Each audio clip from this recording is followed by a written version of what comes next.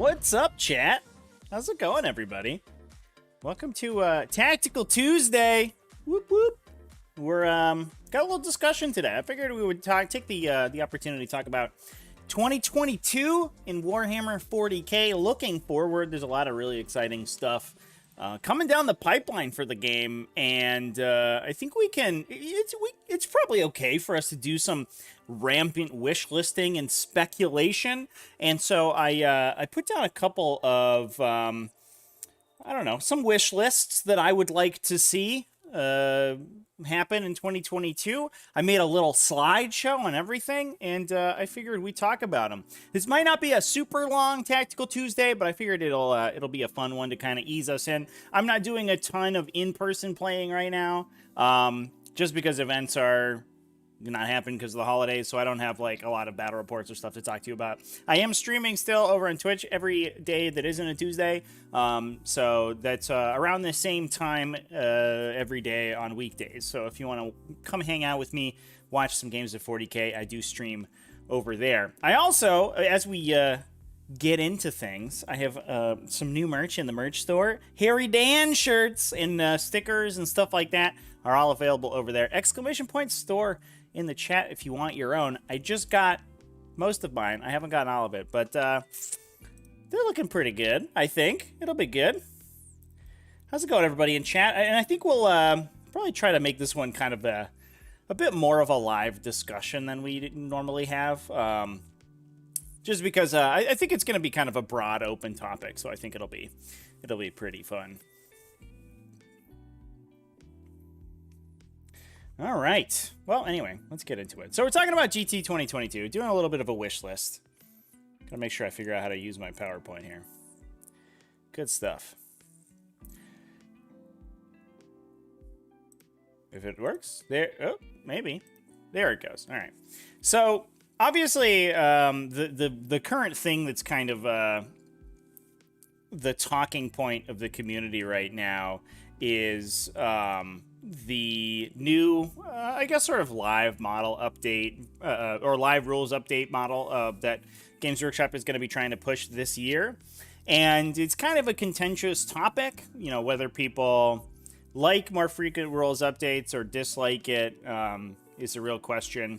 I think it has the potential to be very good for the game, but realistically, what I hope for in 2022 is that it gives the designers the resources they need to enact more sweeping updates to the core system. One thing that we're seeing, I've been playing a lot of Halo lately. We actually play over on the Discord server. A little bit of a shameless plug in there. Exclamation points Discord over in the chat. And kind of the most recent Halo game, one of the design ethos behind that was that it was basically going to be a core framework that they build off of with it's basically a game system that they'll then plug in single player campaigns and multiplayer content into to expand the game over years and years. And my hope is that with this kind of more, I guess, living rulebook style update that Games Workshop is hopefully trying to implement with this new Warzone release schedule, which for those who don't know is going to be a biannual, every 6 months release cycle where new chapter approved will come out on those time periods. So we'll get new GT rules and new points values, essentially when previously we would get just an FAQ update to the rules. And given that in the past, the GT rules have also included an updated copy of the core rulebook, my hope is that we see this translated into more frequent core rules updates. Now, whether or not this design or this release schedule is a good thing, I don't think is necessarily, part of the discussion. I think that the idea behind the sentiment behind the release cycle is good. More frequent rules updates is good. I don't like that they're like just books, though. Let me subscribe to an app that isn't constantly full of factual errors. Games Workshop, and I think this is probably true of the tabletop gaming industry across the breadth, being kind of a less evolved, or I guess less well-funded industry than video games or something like we were just talking about.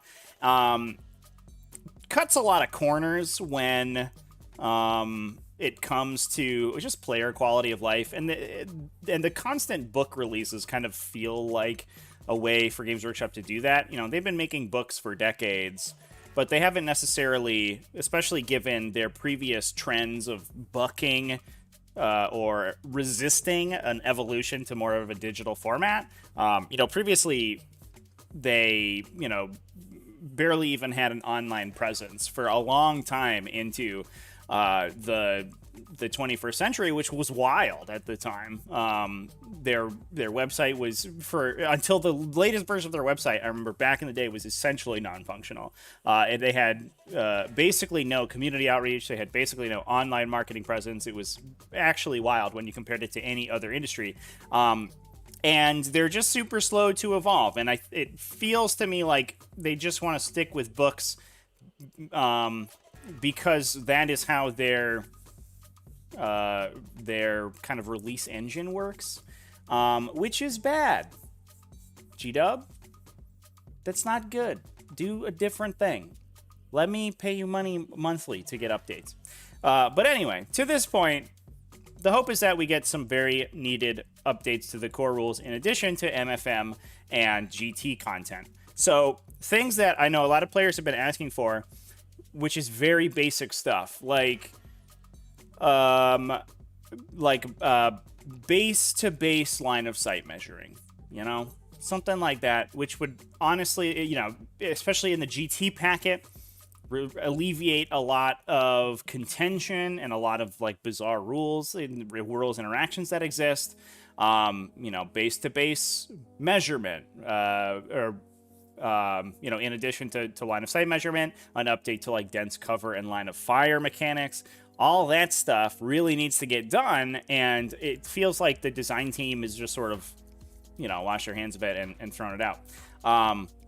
But if we are going to be seeing these updates to the core rules every couple months or so, the hope is that we get these mechanics that the game sorely needs built in. Oh no, my chat didn't update here for everybody who posted. Sorry. Don't know if I missed them. Yeah, so there's some discussion about the Warhammer app in there. It's it's sort of it's a running joke of the community, right? Like, the Warhammer app is sort of legendary in how terrible it is. The biggest issue for me, I think, is the requirement to purchase codexes alongside having the app description or subscription is fucking wild. Like, why?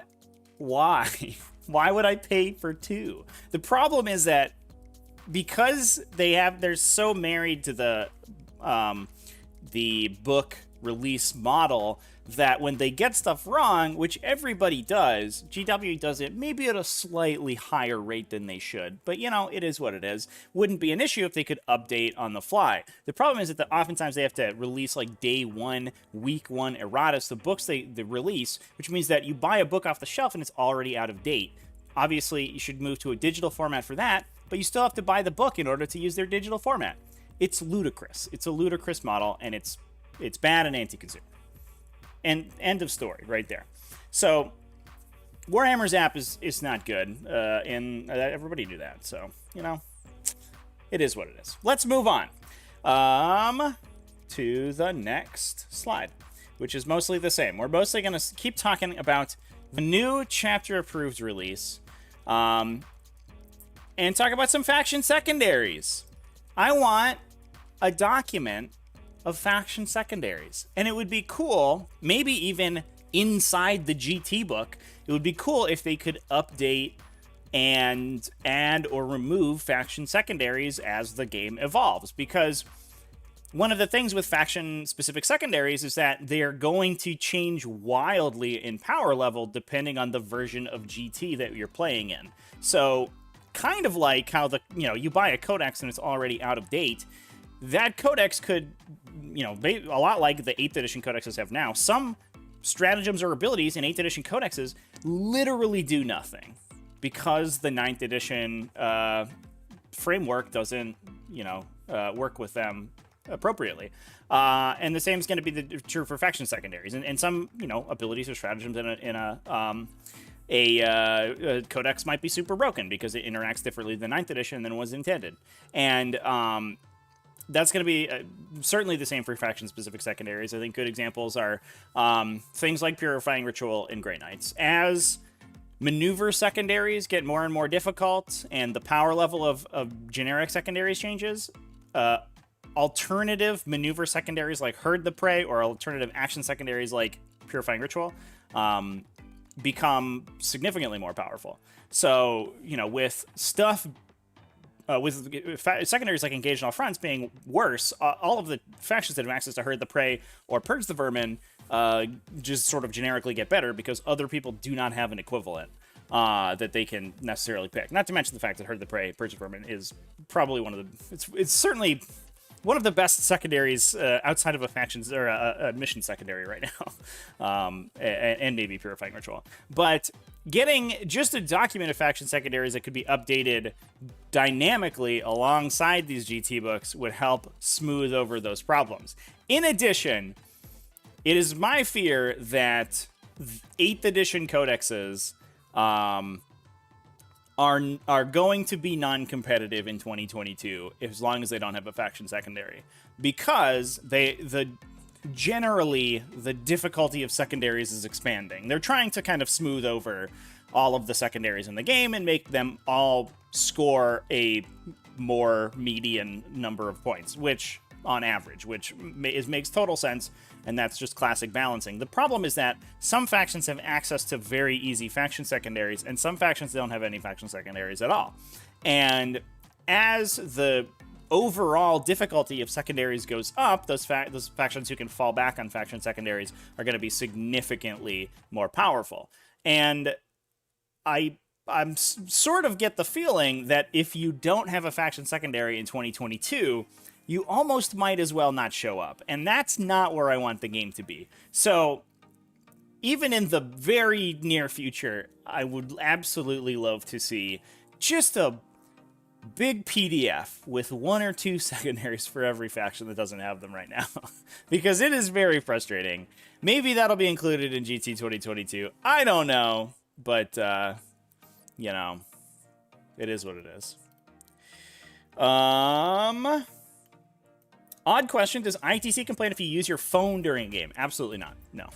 That's never been an issue. I mean, like, so many people live tweet their games or take pictures of their games or have their rules on their phone. Like, it would be, or just use dice rollers. It'd be fucking wild to disallow phones during the game. Plus, a game's like 3 hours. Sometimes your opponent has to go into the tank to think out a movement phase. And what are you going to do? Just, like, stare directly into their eyes the entire time? That would be insane. QT, issue you have with the new release trend is that it's literally IRL DLC. If we physically go to places and roll dice, just give us proper erratas. I'm not sure that's entirely the case. I think the issue, like, I think the only... All right, here's what I have to say about this. I think one of the reasons that Games Workshop is so successful in the miniature gaming market, head and shoulders above everything else in the industry, in addition to the fact, you know, they were here first, they have this brand recognition, they have this resonance, they have this veterancy, they have, you know, their level of technology is far greater improved, at least in terms of model design and manufacture.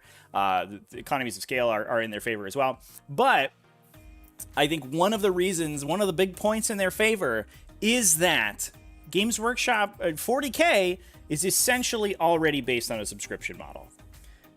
In order to play 40k, at least, you know, with other people and to play... Oh, did it slide me again? I'm so bad at PowerPoint, chat, by the way. In order to play 40k with the public, essentially, you already need to be upgrading your edition and your codex every couple of years.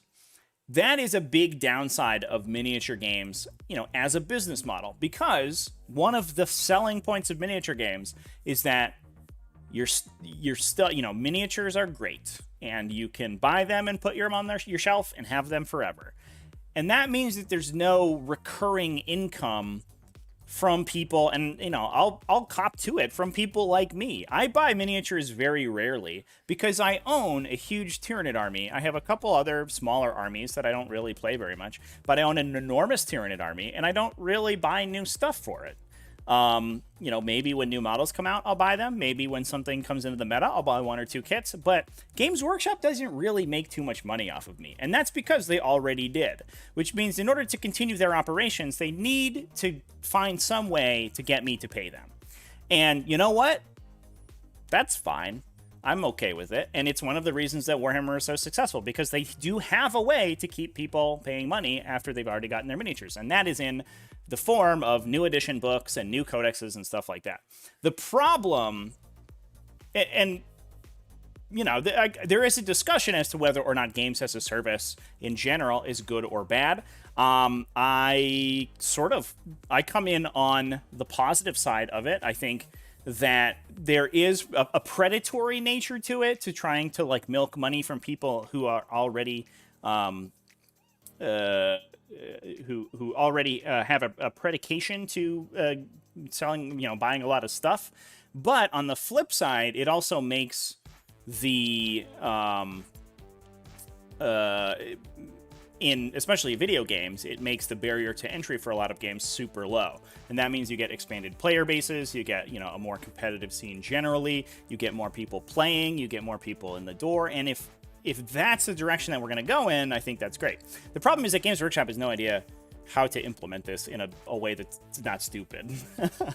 So I don't think that this model isn't that much different than an already existing model that the game is based around. It's a more rapid update for sure, but also assuming that it means we're going to get actual mission updates and actual balance changes, which, to be fair, it's been a little tepid, but that requires a lot more resources, and that means that Games Workshop has to pay a new team of people to continually balance, and they have to reformat these documents and all stuff like that. I would much rather see this be a literal subscription service than buying fucking hardcover books, man. No one uses books anymore. I don't know how to read. I can't use those. So that sucks, but I think the philosophy behind the business model is not the end of the world. And am I going to get canceled by the online 40k community for that? I don't know, but there it is. I think that's a good example.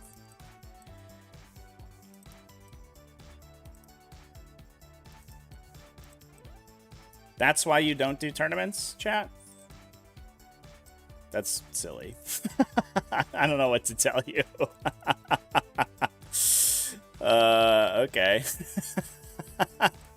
Is this the same format that War Machine tried to implement with CID and ended up being a big fat zero? No, CID was different. CID is called Community Integrated Development. They basically created a public test realm for their game in order to better balance it. So every couple of months, they would release a beta rules document and then give people 2 weeks to play games with it and submit their own feedback. Then when the official rules came out, it would incorporate the feedback that they received. I think it was... I think they still do them. I'm not sure, actually. I'm not up in person. I live with a fucking Team America War Machine player, but I'm not super up on the War Machine scene, unfortunately. But I think it probably ended up being a lot more work than it was worth, I imagine. And it was also kind of gameable. It created this... previously in War Machine, the rules were kind of set in stone. As soon as your model rules came out, they were very reticent to change them. And part of the reason was that your model's rules were included in the package when you bought it, which meant that if they were to update rules online, they would be out of date when you bought the package, and that would create field bads or whatever. So they always tried to smooth over balance issues with future releases, which I think was relatively healthy. And as soon as the CID came out, it created this atmosphere of it's not, you know, it happens in the Warhammer community probably a little bit more,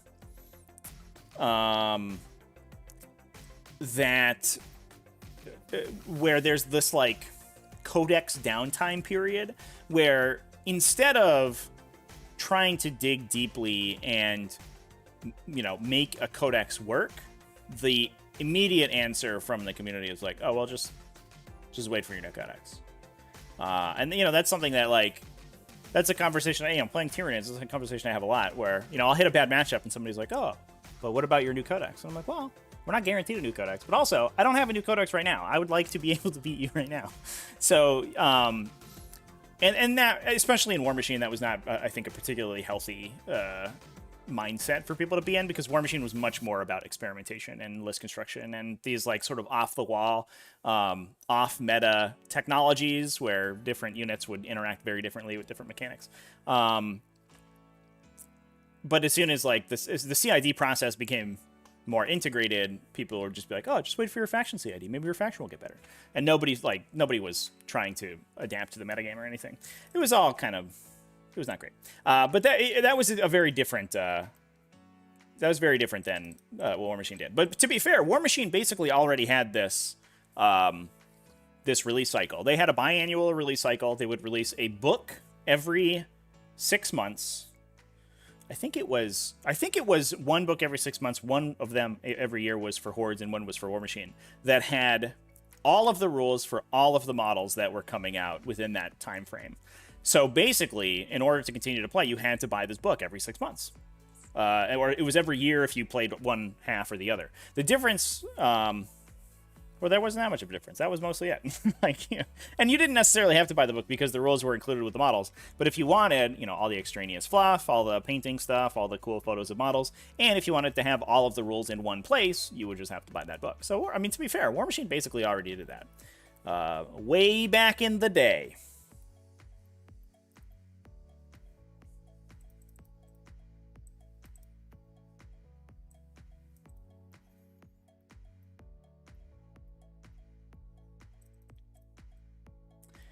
GW did beta rules for things like Fly, Smite, Deep Striking, and other stuff in 8th in chapter approved? Oh, I'm not. I think that was probably before my time. I wasn't, I don't think I was around when they did any of that, any playtesting kind of stuff.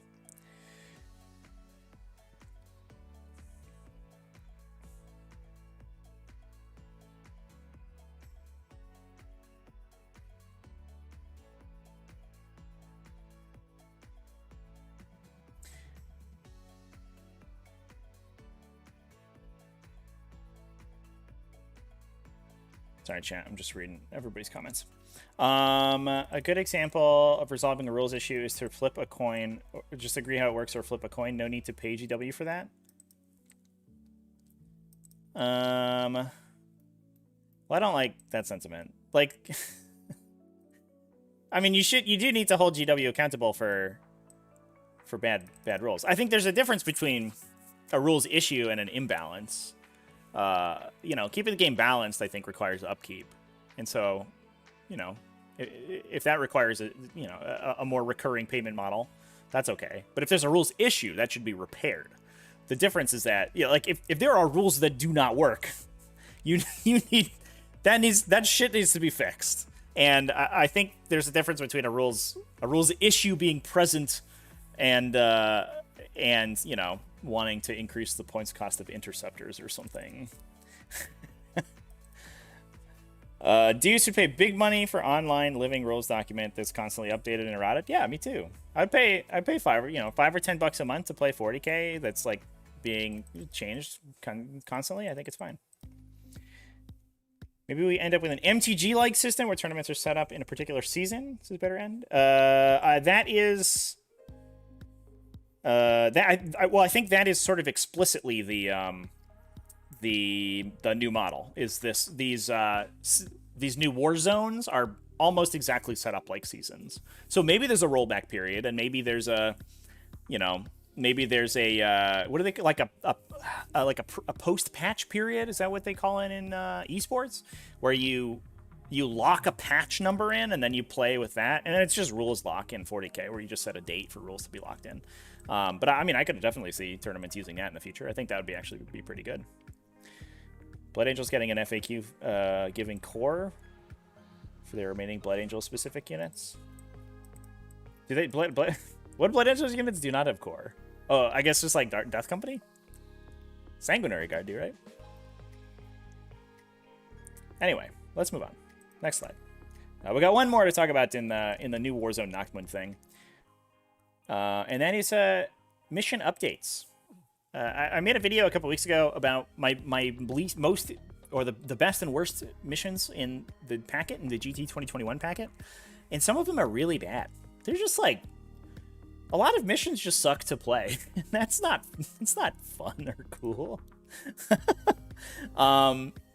And I would like to see them changed more often. So hopefully going into this new, more dynamic update cycle, we see the missions updated more. You know, I don't want to be playing Vital Intelligence forever. I don't want to be playing the Scouring. As much as I don't hate the Scouring as much as, you know, as much as some other people do, it is way too swingy. And I know Goonhammer released an article recently talking about the relative points scoring on different missions and how, you know, generally the missions that were easier to score on tended to be more competitive. And I would like to see that trend kind of followed through on, where we see more consistent updates to these missions that are very problematic. I do think like Vital Intelligence and Scouring and probably Overrun, all of the domination missions are really need another another cycle through. And the transition from GT 2020 to GT 2021 was unacceptable for that. You can't take a full year of results and just literally disregard it. That's shitty and stupid. But if more consistent updates mean that we actually see those updates translated into a new packet, that'd be good, because that improves tournaments and that makes the game much better. Is the kill units primary as bad as it sounds? For the new retrieval mission, retrieve sacred artifacts or whatever it's called, I'm more worried about the CP generation restriction, because that it feels kind of weird, because no other missions have ever mucked with CP generation, and CP generation affects different factions much differently, which means I think the balance of that mission is going to get thrown directly out, which is too bad, because retrieval mission I think was one of the most balanced missions in GT 2021, but this 2022 version does have me worried. I don't think the kill focus secondary is as bad as it sounds, because, you know, sometimes people are taking grind or whatever.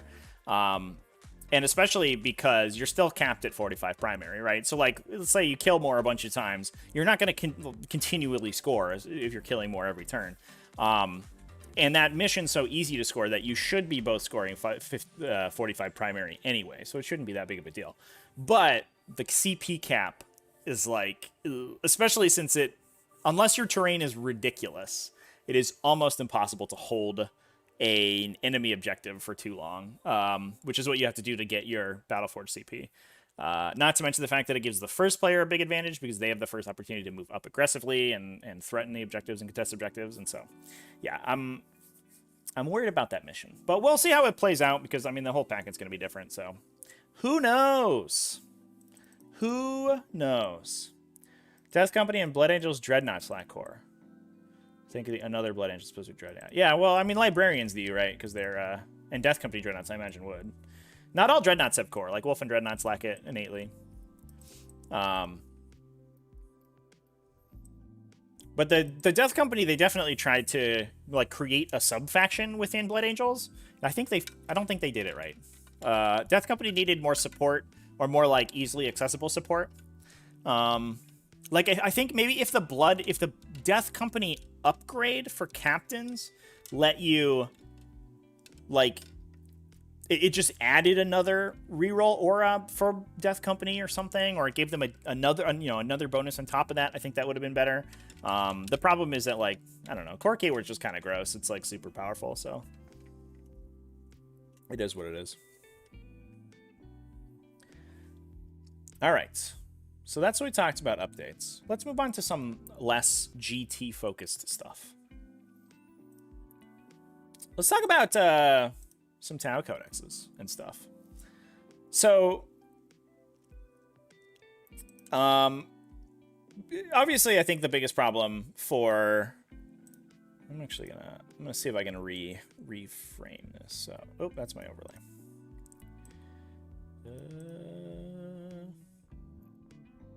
Yeah, I wanna be able to see my little header here.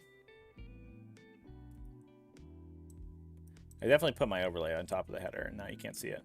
Ah, it's too small. This is what I get for making PowerPoint presentations, chat. What's wrong with me? All right, we're just gonna have an awkward black bar at the top, I think, so that we can read my headers. I just realized that they're off. That's fine. So, I'm kind of excited for a new Tau codex, chat.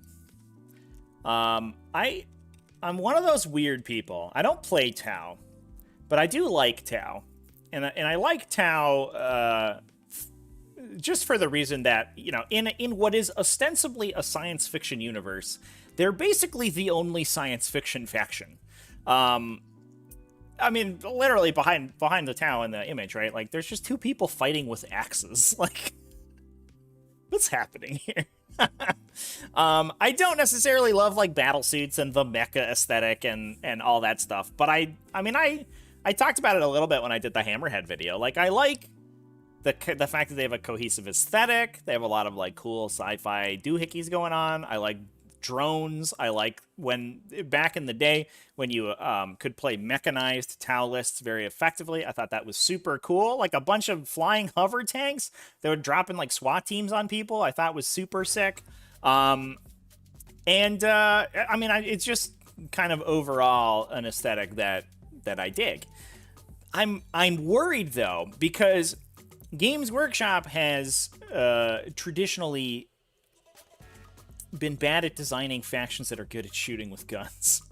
And, I mean, that's a proud tradition that goes all the way back to literally, like, every edition of 40k. So while this might be reaching too high for the proverbial stars, I would like to see these new codexes handled better, and especially Tau Empire. I want Tau to have a good codex, but what I don't want is for them to have a degenerately obnoxious codex, which I hope we're not gonna get. It feels like we might get, but if Tau are sort of a redux of 9th edition Adeptus Mechanicus, it just sucks, man. Like, the game, especially given that there's such a heavy kind of undercurrent of Tau enthusiasm. Like, there's so many people who are like, oh, I have Tau armies. Oh, I got started with Tau. Oh, I like Tau. That will come out of the woodwork and start playing Tau if Tau get a ridiculous new codex. And if it just sucks to play against, it's just going to make the game miserable for a while. And that's what Adeptus Mechanicus did. Like, you know, it was not... rules issues aside, rules questions and paying for rules aside, it was not a really worth playing 40k competitively upon Adeptus Mechanicus release. If you are not one of the very, like, small subset of factions who could beat Adeptus Mechanicus at their release, you might as well not show up. You're gonna hit a couple other factions and then get killed in the finals by an Adeptus Mechanicus player almost every time. And I mean, it's still a little bit the same with like Drukhari and Grey Knights and these other factions, but there's definitely a lot more counterplay, and the meta is like a lot more vibrant without this oppressive gun line sitting in the game that just shoots you to death as soon as it goes first. And I don't want that for Tau. I want Tau to be like cool and interesting and dynamic and make the game fun for not just the Tau player, but also the other player. Because let me tell you, as somebody who played 8th edition Space Marines on release, the game also sucks if you are the gunline player and nothing is happening. Because, like, you're like, oh, hey, I won the roll to go first. My Thunderfire cannons kill 300 points of your army that's out of line of sight, and then I say go. And there's just no counterplay. There's nothing happening. It's just boring and lame. And you kind of actively feel yourself get worse at 40k as you suddenly, you know, you no longer require an active knowledge of the fight phase, for example. You know, you don't necessarily need to screen your, like, enemy charges because their charging models are all dead.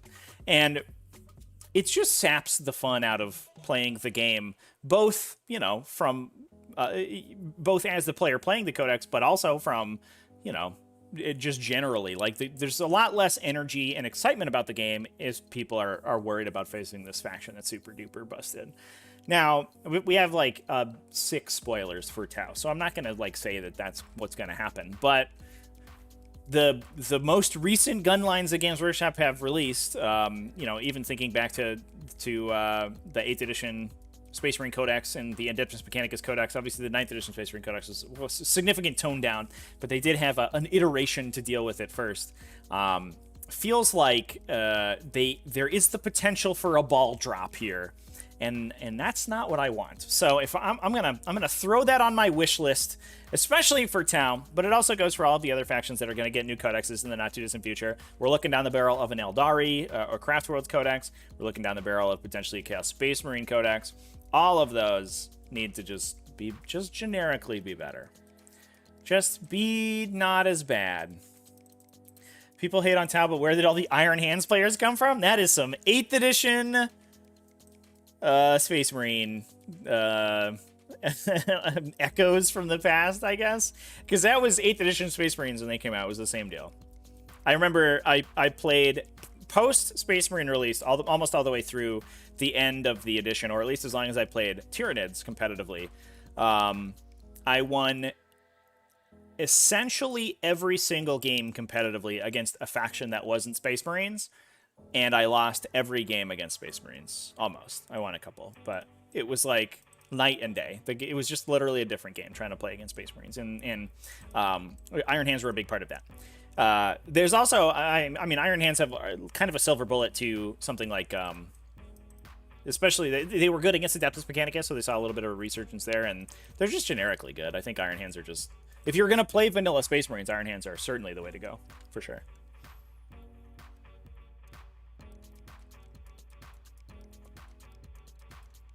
Tau has superior movement to Adeptus Mechanicus? Do they? Because I don't think Tau's gonna get a turn 1 Deep Strike. And I don't know if Tau's gonna get a Dune Strider. You know. Like, I think it's probably equivalent. Like a little Tau infantryman still just moves 6, idiot. And your battle suits can move 8, and maybe like move another 6 afterwards. Oh boy. But an Iron Strider Ballistarius is running 16 inches and shooting without penalty. We'll have to see the codex, but I imagine that Tau is actually, you know, probably ends up being slower and stodgier than Adeptus Mechanicus. No, I mean, that was one of the reasons Adeptus Mechanicus is so dumb. If AdMech just had the ability that they killed everything in their line of sight every turn, obviously the you know, answer there is to put a bunch of terrain on the table, and suddenly AdMech's not as good. But the problem was, like, if you didn't go first, and you didn't have frontline screening or concealed position screening, AdMech would just teleport into your terrain and kill you. It's like nothing you could do. Not amazing. Thareth wants Tau to move back to the mobile close-range shooting playstyle they used to have. 100%, dude. I want Tau to just be a SWAT team faction. They just bust down the door and shoot you. That's fucking sick. I'm so into that aesthetic, and that's all I want for Tau. Ugh. That's... yeah. Yep. I just want a devilfish to, like, screech up and a bunch of breachers to pop out and, like, blow your building up. That'd be fucking awesome. I think Tau... so I played Tau in 5th. When they were also very bad in 5th. Tau don't get codex updates, like, as often as other... especially Imperium factions, so they tend to be like very good for a while, and then they slowly decrease in power in overall power level. But man, was the faction super fun. That was before the release of any of the big suits, though. So there was like a piece of fluff in Tau where all of their big war machines were always vehicular because they were faster and could like operate more maneuverably, and that was a piece of flavor because they, like, you know, they were so outnumbered, they always had to resort to these hit and run tactics. So these big like storm surges and Townars and stuff like would never actually see a battlefield because they were mostly there as kind of a last resort weapon. And I always really liked that. I was like, cool. It's like, you know, they're playing the modern military where you're not going to build a huge 40-meter long tank with 17 guns on it because somebody's just gonna airstrike it, and like, you know, it's dead. So going away, I left the game in 5th and I came back in 8th, and Tau was suddenly like this Triptide weirdness, and I was like, that's not how the faction's supposed to play. It's weird.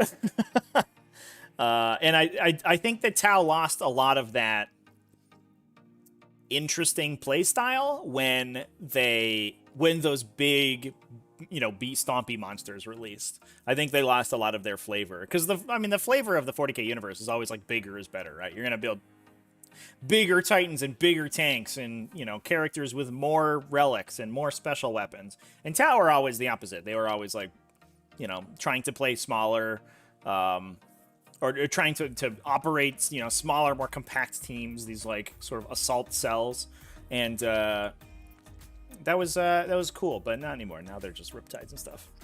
So, and that, I think, created more and more of that like gunline play style, whereas previously playing them more mobile was the optimal way to play Tau. They were very objective oriented, which was way cool. I loved my old Tau army. I had 6 devilfish and a billion fire warriors. It was frickin' super sweet.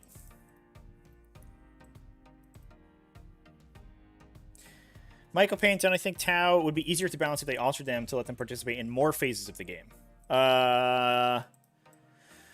Yes. I think we've talked about it. I've talked about it previously in a stream. I always wanted Tau to be able to, like, not just big guns never tire in the shooting phase, but just attack in the fight phase with their ranged weapons. I think that would be cool.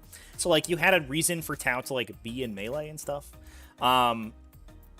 I think, you know, it's been a common sentiment as well to, like, give them, like, mortal wound protection and stuff like that. I think that's, with Savior protocols, the entire mechanic changing, or what looks like it's going to be changing to just drones being integrated in units, that gives them a little bit of leeway, because they have these ablative wounds they could shed off to mortal wounds. Whereas previously, like, their whole defensive shtick with Savior protocols, mortal wounds just ping them. So it's, like, not quite as bad, but plus, like, I don't know, if you have a drone in a unit that hammerhand railgun shot, just like, super vaporizing a drone is kind of funny. But, you know, it is what it is. So, yes, ultimately, I think, yeah, they should be able to operate more in more phases. That would be cool.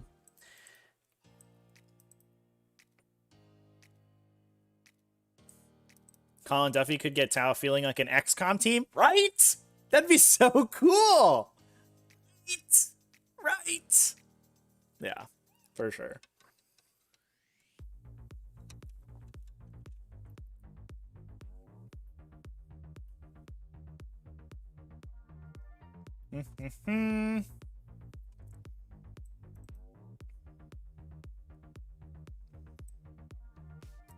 Taylor Dillingham want to see breachers fight with their shotguns if the unit was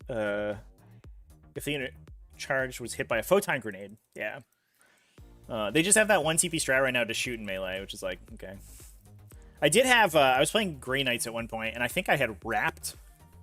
It was a cool combination of effects. I had wrapped a breacher unit, but the wounds that were allocated to the unit were on a guy that was in cover, and I think that let breachers use their, like, they have a bonus to hit strat if you're in cover, and then they can use their thing to fight in melee, and they actually did a bunch of damage to mine.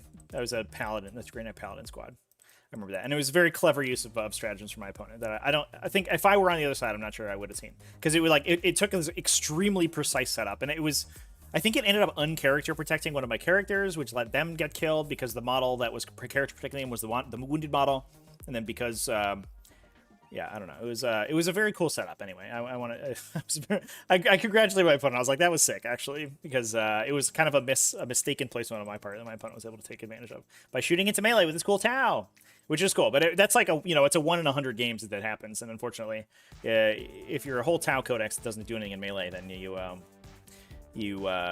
that's all you got. Chase Portman, any insight on where Necrons are going to land competitively after the new chapter approved? I mean, I think we'll have to see, right? They're kind of up in the air right now. They had despite the fact that all of their archetypes are kind of mediocre at best, Necron's always had the greatest breadth of archetypes that you could play. And the core update to core keyword on Necron units just blew it wide open. So I think, as far as I know, a lot of Necron players are still kind of playing around with new archetypes, and which units with that core keyword are gonna be good or not. I don't think it, without additional help, I don't think it significantly changes their standing in the overall power level, which means I think Necrons still end up sort of middle of the road-ish essentially. Which is fine, but you don't want your faction to be average. You want to be above average. But with the new chapter approved, if we see some points cuts to some of the important units in a Necron Codex, I do think that Necrons could be pretty good. They've always been, I think Games Workshop has been so much more hesitant to hyper buff Necrons, more so than any other faction, which is kind of wild. And I don't know why. I think there's a fear that the ability of the faction to reanimate just becomes broken at some point. But it's kind of a nothing ability right now, and especially since they keep pushing multi-wounders in the faction. It's weird that they pay so many taxes. Like, their weapons are underpowered. Their close combat units deal like half the damage that you would expect. They have just random stats that are debuffed for some reason, and it always felt very strange. But that you can alleviate that by just making all their units hyper cheap, and especially in a faction that has access to Universal OBSEC, any faction that can spam out resilient units with a Universal OBSEC is going to be good to play. So we'll have to wait for chapter approved. I think they're middle of the road at best without a huge update. They're still kind of playing around.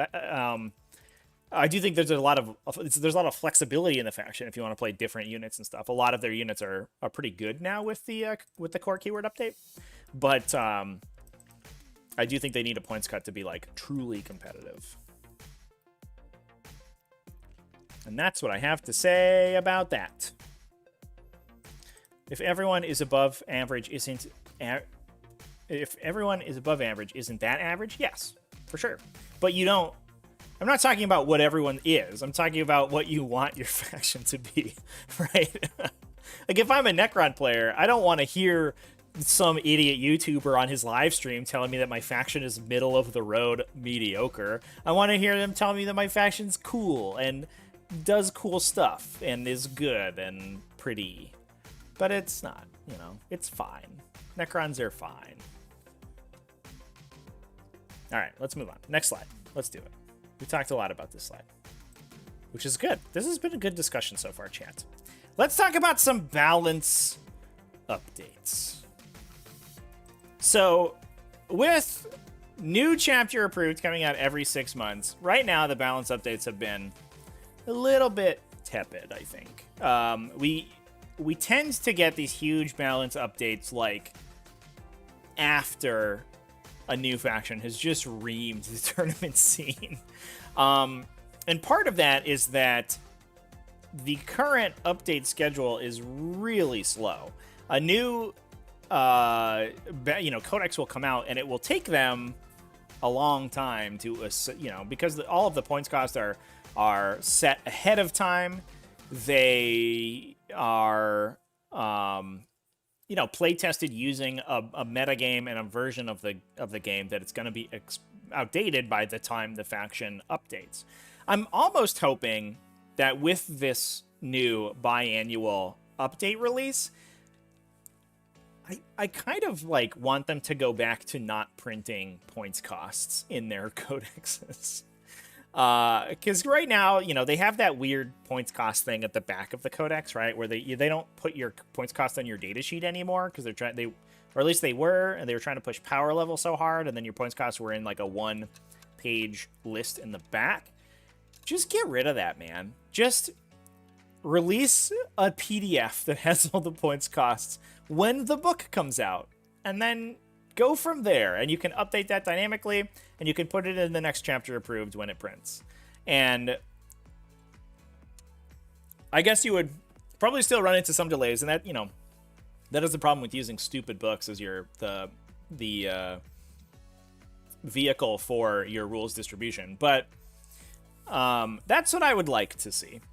You know, in this new future of of 40k as a service GW, I would like to see balance addressed a little bit more realistically. Now, some of this can be done also if we kind of loop back to one of the discussion points we talked about earlier, which is faction-specific secondaries. You can also address the balance of some factions that rely heavily on their faction-specific secondaries. Look at those two at the top there. Grey Knights and Drukhari both have some of the best faction-specific secondaries in the game, and you can tone them down significantly if you hit those faction-specific secondaries.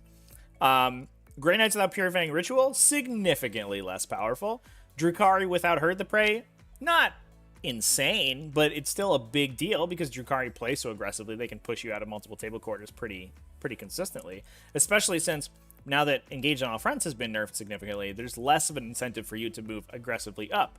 So if Herd the Prey gets nerfed, Drukhari, they don't have that fallback secondary where they could just take it and score, you know, an easy tenor in a lot of matchups in a lot of situations. Now we also have some factions that suck right now, right? Like, despite all of these updates, Astra Militarum, I don't think are very good.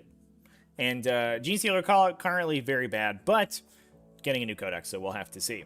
I mean, I hope those new codexes aren't broken, but we need, you know, more realistically quick balance updates in order for that to be sort of realized, essentially.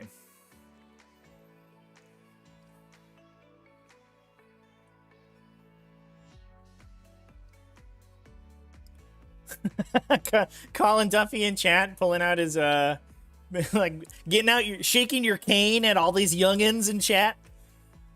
You kids with your biannual updates, I remember when we got one codex a year and we had to walk uphill both ways to the local Games Workshop store that had a rotating cast of 12 employees instead of just one. And he didn't have to kick you out of your game when they went to get lunch or whatever because they didn't have another employee on staff. Yeah, I mean, that was bad, right? Like, but also gaming was worse in general. Like, you just kind of, you took the good with the bad, I think, you know, back in the day. As much as we do have like, this sort of rose-colored glasses for the heady days of 5th edition, it did suck. I could not stomach 5th edition 40k now, for sure. But the industry is also a decade farther along.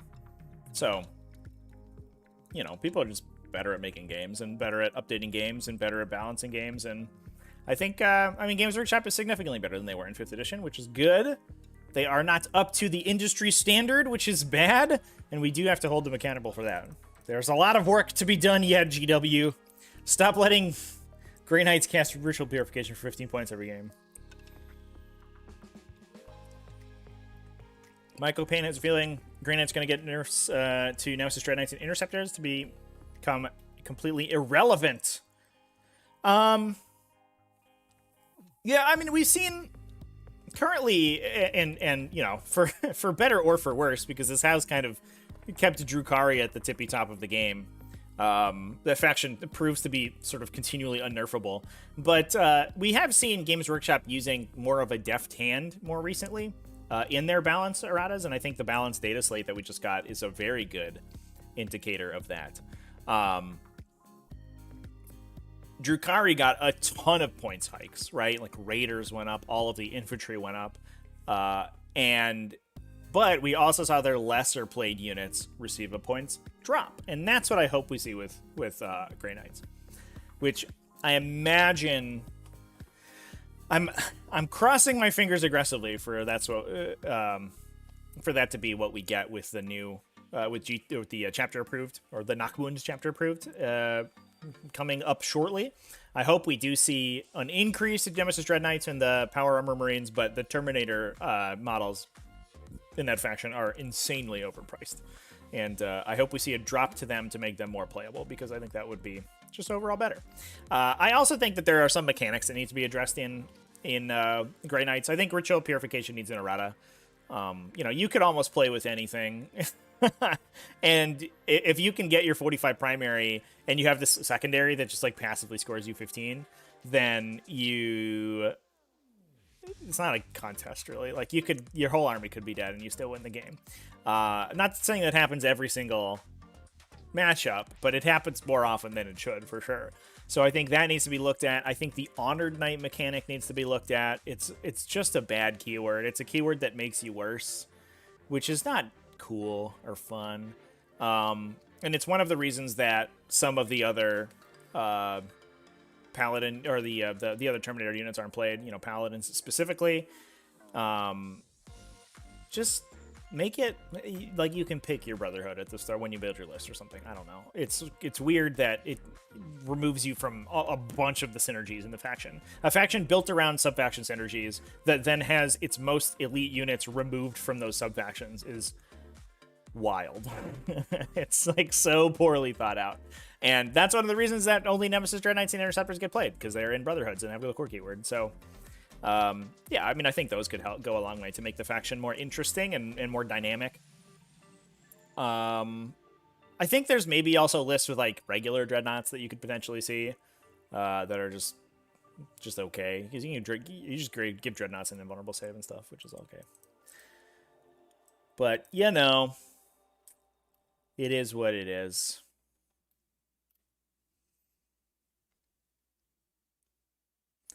Forever Abroad, biggest one for 40k. It was already implemented in a kill team. Little to think of alternating activations. I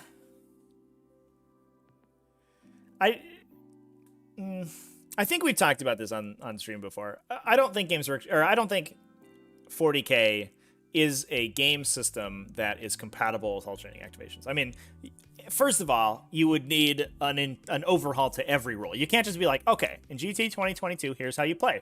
I go with a unit, and then you go with a unit. Because what alternating activations does is it changes the focus of the game from synergizing your models together and dealing damage to your opponent and like creating cool turns sequences to controlling your activation count. And unless you have robust mechanics for dealing with that, the activation order tends to determine who's favored in any particular game state.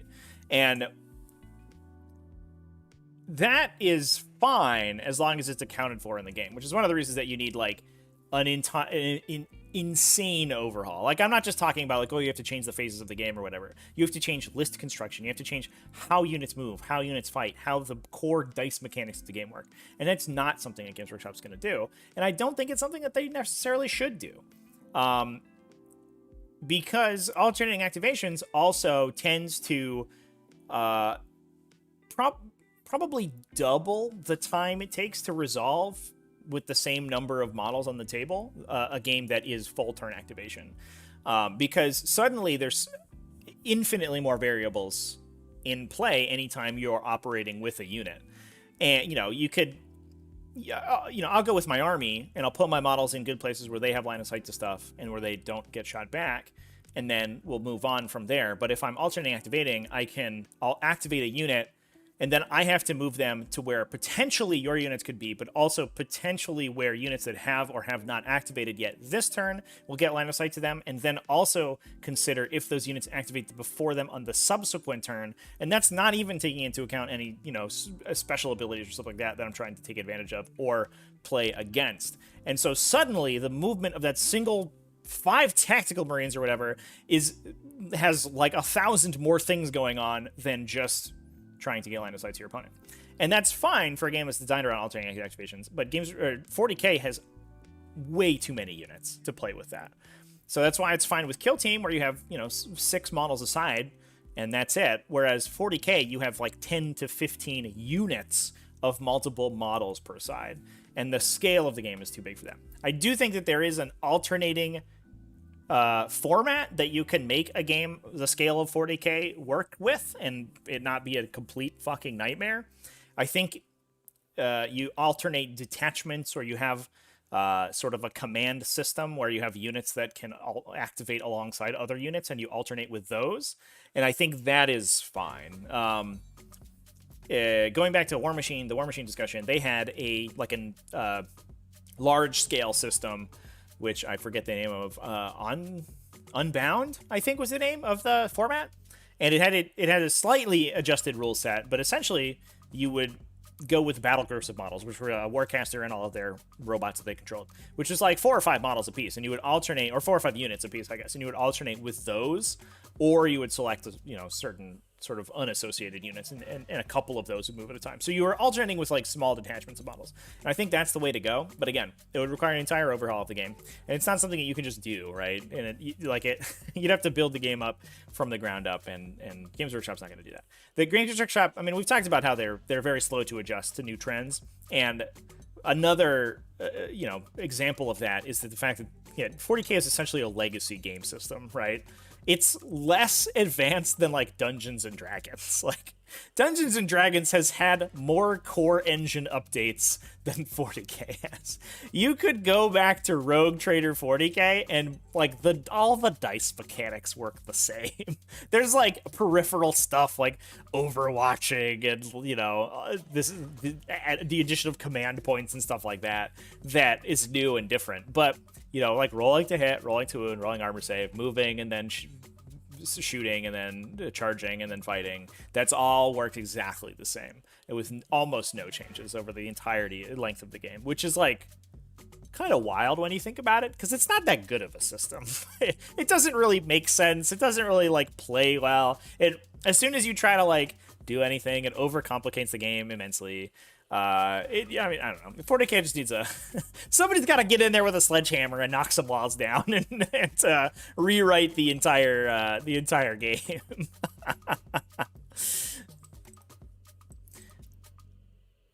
That should be on the list. I had minor core rules updates, like, I hope line of sight gets changed. No, what I should be hoping for is that somebody just like gets rid of phases. That's the next, that's the pie in the sky, reaching for the stars, wish list there. GW should probably just make a new, different game for people that enjoy alternating activations. Feischneid, they did. It's called Kill Team. We were just talking about that.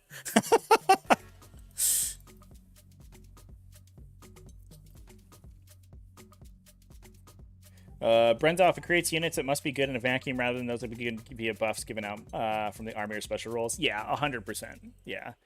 Yeah, I'm super... Yeah, you're right. Yes. That's a good point. Also, yeah. And I mean, that does depend a little bit on kind of how the framework of the game, and 40k might be a game where that is fine. Like, if you reduce the damage of the game, so it's hard to, like, one-shot other units, because your unit gets to go... And then, it's not like their whole army shoots at you. One of their units shoots at you, then you shoot back at that unit, and then maybe you can engage something else before it's able to shoot you, and, it could be different. But generally, like, you want to... In alternating activation games, the focus tends to be on having small units that can play objectives and prevent activations, by activations, that then delay for these big battleship units. So these huge Death Stars and stuff. And what that tends to do is, a lot of times you'll see in alternating activation games, the mid-weight of units. So if you have, like, this is especially in, like, Armada, you see this a lot, where you have large ships, which are Star Destroyers and big stuff like that. You have medium ships, which are, I don't know, ships that are smaller than a Star Destroyer, but bigger than something small. And then you have the small ships, which are like Corellian corvettes and little transports and stuff like that. And you almost never see the medium weight ships in the game, because the whole game, or a lot of the game, is about, delaying activations until your big ships can go. And the entire game is essentially designed around that. But unfortunately, it invalidates like an entire third of the units in the game.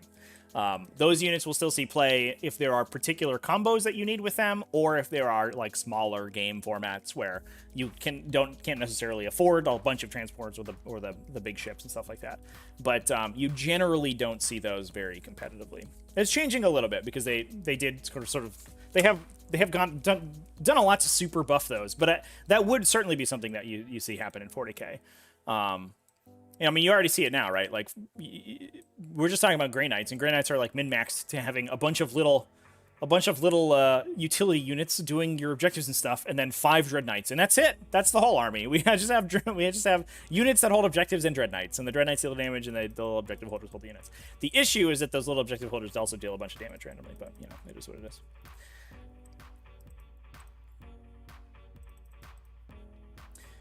D-Rob should the game be the same, but only alternating in the shooting and fighting phase? No.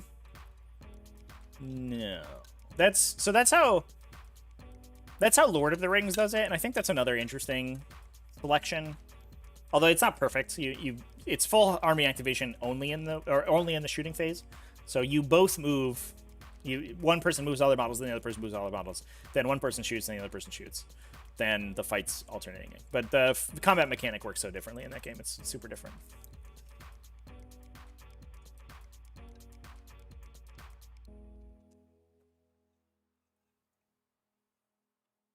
Michael Payne, things like true line of sight and 3D terrain are kind of dumb. Dude, you are speaking my language, bro. 100%. The multi-level terrain is a pox on 40k that is bad. Yeah, I did. I played in a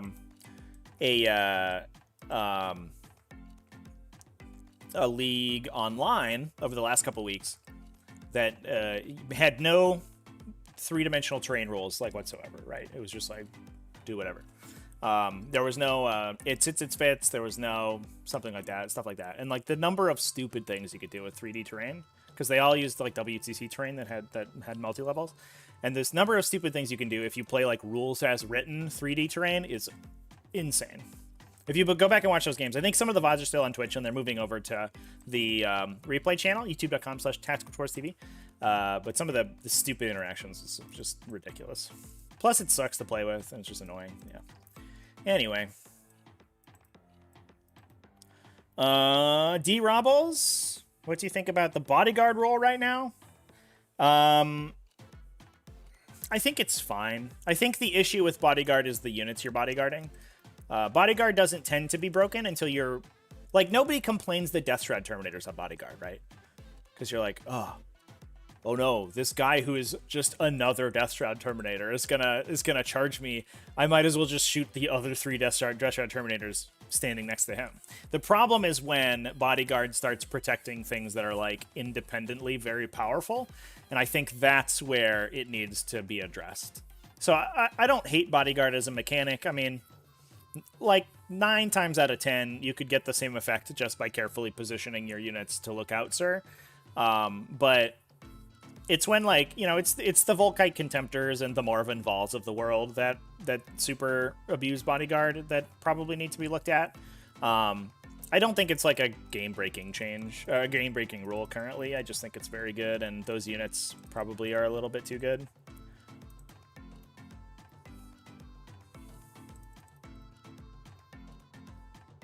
Brennoff, can we talk about BFME? Is it Battle for Middle-earth? Probably has the cleanest rulebook in all GW's games. Is one of the least supported. Is that... Yeah. So Battle for Middle-earth just being the Middle-earth strategy battle game right now? Is it called Battle for Middle-earth now? There's so many individuals, because there's like... For a while, it was the Hobbit miniatures game, right? It started as Lord of the Rings strategy battle game, and then it was... And then War of the Ring came out, which is a separate game that used the same models. Then it transitioned to the Hobbit miniatures game. Is it now Battle for Middle-earth or the Middle-earth strategy battle? I guess I could just look this up. What am I doing? I'm on the internet. What are we doing right now? Chat. How do you do? Middle-earth strategy battle game. Yeah, MESBG. It's still called. That's what it says on the front of the rulebook, right there. There you go. Yeah, I mean, that game is a work of art. I think the most impressive thing about, and there's still some anachronisms in the Middle-earth strategy battle game. There's still some issues that game has. But the most impressive thing about it is how anachronistic it was at the time. Like how forward-thinking the rule set was, because it was one of the most modern...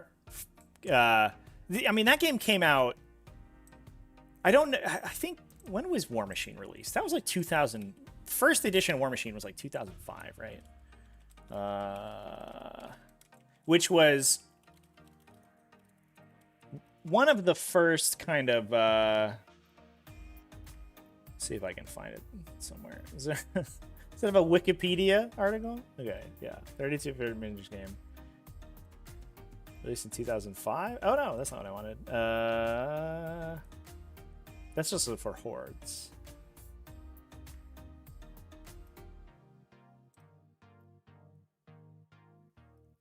So 2004, Iron Kingdoms came out. When did War Machine come out? We'll say 2004. Whatever, who cares?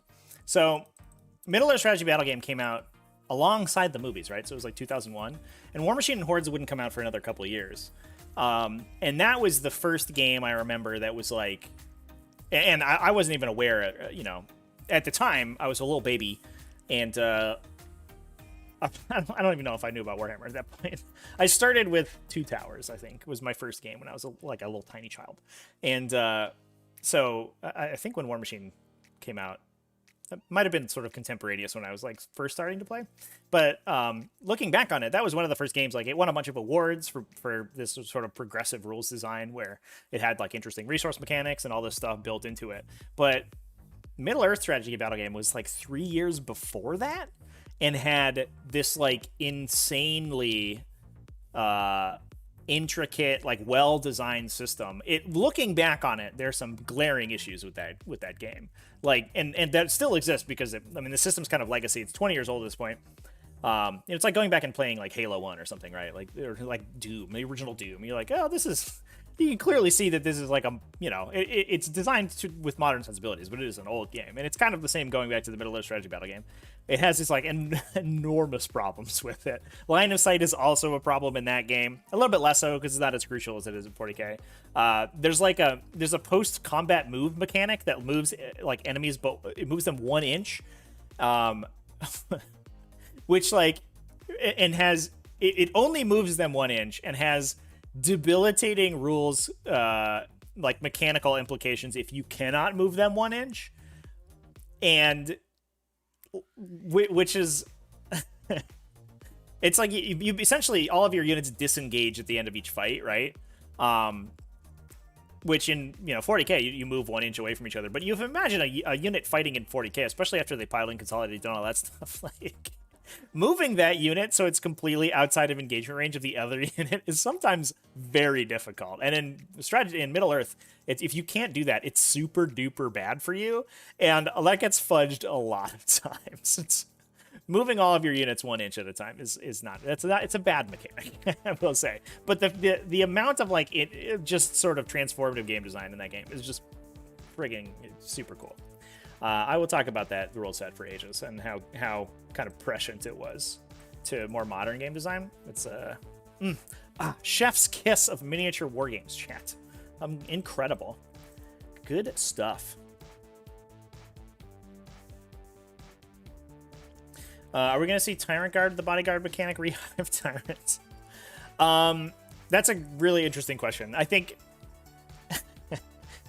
we may just see Tyrant Guard have the Bodyguard mechanic, and it may be that we forget that they're supposed to protect Hive Guard.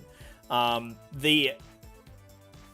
this happened when the Death Guard Codex came out. The immediate analog that I saw was Death Shroud Terminators, because previously, Death Shroud Terminators, the whole point of the unit was so that you would put them next to Mortarion, and Mortarion didn't immediately get killed because he's so big, but they could take wounds for him. And that's the same for Hive Tyrants and Tyrant Guard. The mechanic was identical. You put them next to the Hive Tyrant, and then even though the Hive Tyrant can't be character protected, you can take wounds for the Hive Tyrant, and he doesn't immediately die. You shrug them off to this slightly more efficient wounds per point, or points per wound model that's sitting next to him. But in the new codex, the new Death Guard Codex, they removed that interaction entirely. Mortarion full stop cannot be bodyguarded. And Death Shroud always technically worked for other characters. That just wasn't the point of the unit. That wasn't why they were released. And it feels to me like that's going to happen to Hive Tyrants and Tyrant Guard. Despite the fact that, like, conceptually, their only point, their reason to be is protecting Hive Tyrants. I would be prepared that were Tyranids to get a new codex, they would no longer protect Hive Tyrants.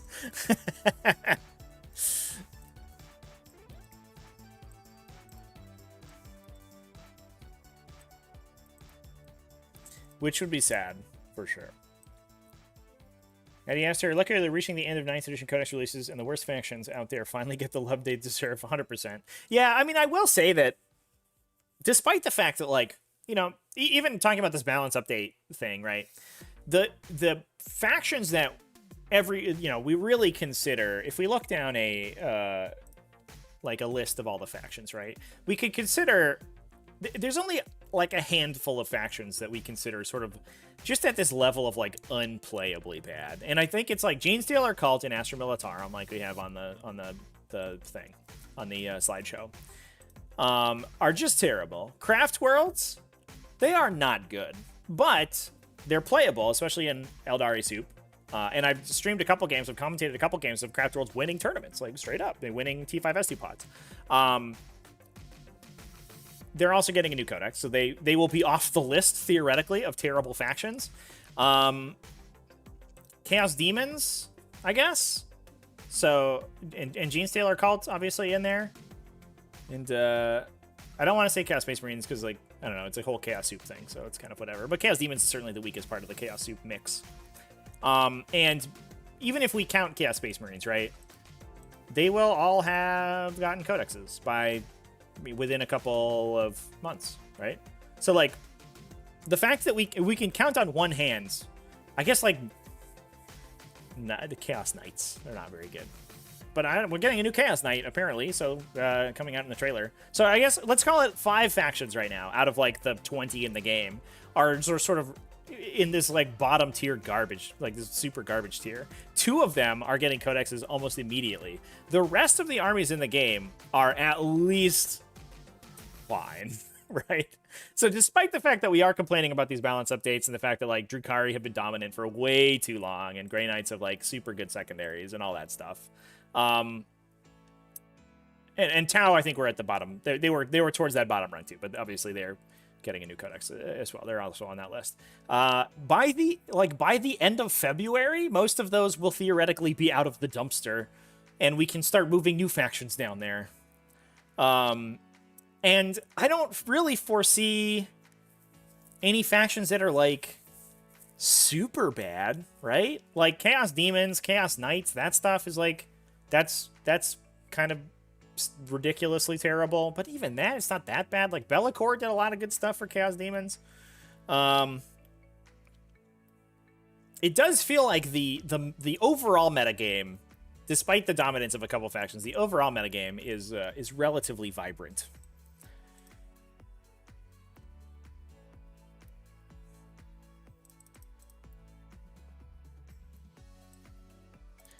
D. Ramos, LoTR Tabletop is the only reason I've ever walked into a GW. Right? It was such a perfect marketing ploy, especially since at the time Games Workshop had a lot of stores, like, in malls and stuff, and that's how I got introduced. Well, actually, my family lived in Ireland for a while, and as you can imagine, in the UK, Games Workshop's a pretty, you know, it has much more of a presence there. So we went to a couple of Games Workshop stores. My dad was a big modeler. He did model trains. And we went to a couple of Games Workshop stores when I was a kid. And I remember, like, holy shit, dude, this is fucking awesome. It's like my dad's trains, except there's skulls everywhere. Except I was, like, 4, so, you know, I didn't. I just remember vividly the cool little battlefields that the little mans played on. But then, like, when I was a kid, like, literally, we would go to see the Lord of the Rings movies in a movie theater at my local mall, and we would walk by the Lord of the Rings display, like, with the Orthanc Tower that the staff made, and all of the little Uruk-hai, and all of the, you know, all of the super cool Lord of the Rings stuff in the Games Workshop store. And as we were going to watch Lord of the Rings, like, the synergy was on point. It's so good. And then also they made a super good game out of it too. How did they do that? Who did that? Who's responsible for the Lord of the Rings strategy battle game? Is that Alessio Cavatore? I think it is, right? Is he the architect? Now he's doing Conquest, a game I'm pretty sure is a money laundering scheme.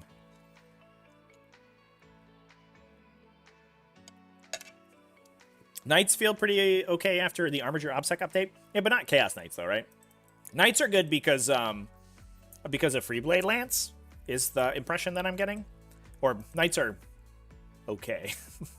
I would not call them good, but they are certainly playable, and sometimes they win tournaments. Because of Freeblade Lance, because you can use your qualities to upsec, like, a bunch of your big Knights and then count them as 10 models. Chaos Knights don't have that, though. So it doesn't feel to me like they necessarily got the same level of impact from that update. I don't know. Might be a money laundering scheme, but the game looks solid. Yeah. I mean, the models are nice. It's interesting there's such a big scale. A lot of local stores, to me, are picking it up in a big way. I think my days of assembling bricks of models might be over. I'll do a Song of Ice and Fire because they come in bases. But the Conquest models, the bases are not attached. the bases that you set the models in. So it's basically old school Warhammer Fantasy where you're just like pushing this like square of models and hoping that they maintain cohesion. No can do. I do not want to do that.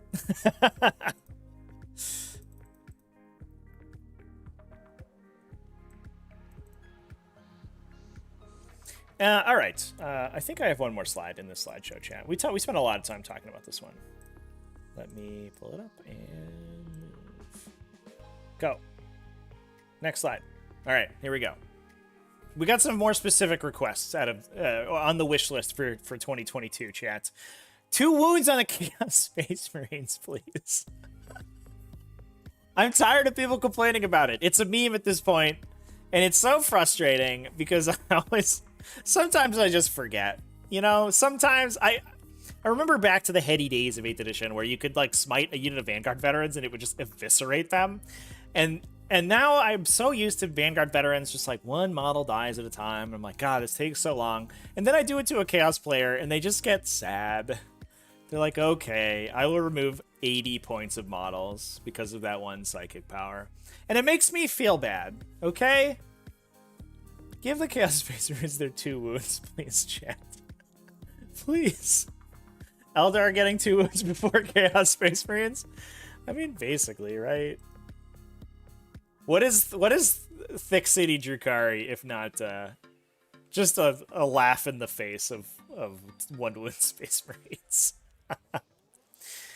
Imagine making Space Marines 2 wounds. Couldn't be $1 billion company.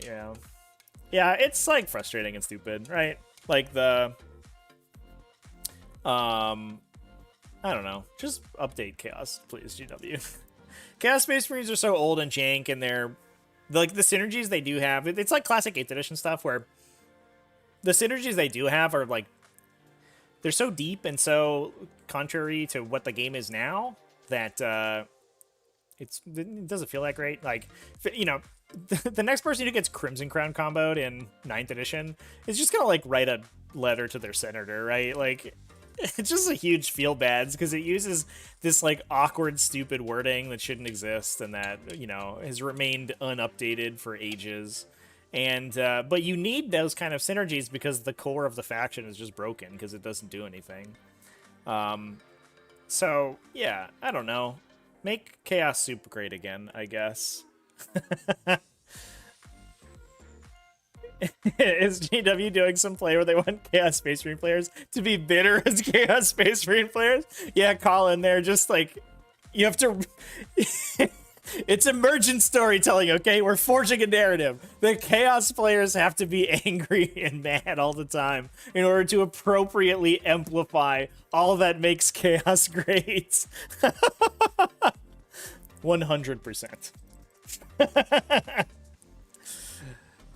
State Siren, don't get why Chaos wasn't done earlier in the edition, as a macro faction could be left in the back unless you play as a micro faction like Death Guard or Thousand Suns. Yeah, I think they spent so long on Chaos in 8th edition, or at least like the Dark Imperium arc, that it feels like they wanted to put more time into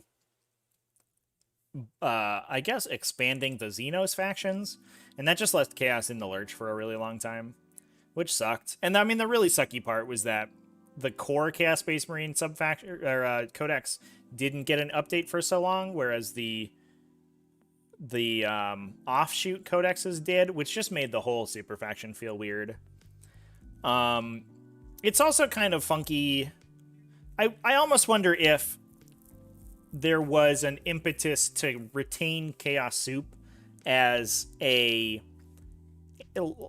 cohesive entity for as long as possible, because Chaos Space Marines, I mean, at this point, right? Chaos Space Marines and Chaos Demons are kind of the same faction. Because they, in 8th edition, they were designed to be so synergistic and have so much overlap. Whereas the 9th edition design ethos is to separate all of the codexes and dissuade people from playing soup faction or soup armies. By using these, like, you know, these super faction benefits and combat doctrine abilities and stuff like that. And if you hit one side but not the other, it disintegrates the entirety of the Chaos super faction. So, like, I guess, like, etching out the sub factions, and I might just be attributing more thought to the Games Workshop design process than exists. They might just not have wanted to do the Chaos Space Marine Codex for a really long time. Because the downside, I think, is after the Chaos Space Marine Codex releases, I don't like Chaos Demons are just like, sorry guys, like there's no crown combos, there's no like interesting soup lists. You just fucked. Go cry in a hole for the next 3 months until you get a Codex. But they might have been trying to, like, splinter off the sub-factions that were less integral to the combo, which was, like, Death Guard was the main one, because Death Guard always only existed as the 3 Plagueburst Crawlers and, like, Mammon that sat in the back and shot, like, 3 mortar shots at you every turn. So you just split that off, you take out their artillery, and you're like, that's its own faction, which is its own thing, and it just has Volkite Contemptors now, apparently. And then they did the same thing for Thousand Suns, which was always just the Ahriman that, like, joined one of the detachments and cast prescience on people, and Warp Time. And that just left the regular Chaos Space Marines and Demons, and now they have to go through the painful process of splitting them in half. So, like, I guess it was a super faction that was resistant to nerfing because it was, like, the framework of, like, how the all of the factions were intertwined was so strong that, like, it was fine until you start removing pieces, and I think they've just removed enough pieces that they're just now down to the core 2, and so we just have to go through the painful process of playing with a shitty Chaos Space Marine Codex for a while, or a shitty Chaos Demons Codex for a while after we get a sweet Chaos Space Marines Codex. Hopefully. Vidar, am I from Austin, Texas? No, I'm not. No.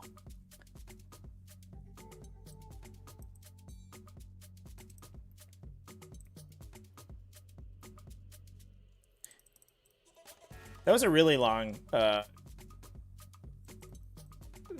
discussion about about that one question. Thanks, Stayed Siren, for letting me go on that tangent. I feel like it was very evocative, but I don't know if that's the case. Colin Duffy, remember when biovores were relevant? I don't remember that, but okay. I think we do have the video might not have made it to the channel, but we did. The beginning of the video was, I think, it was a Keeley Pask game against Sisters of Battle from T5S2 Season 2. Season 3? Season 3.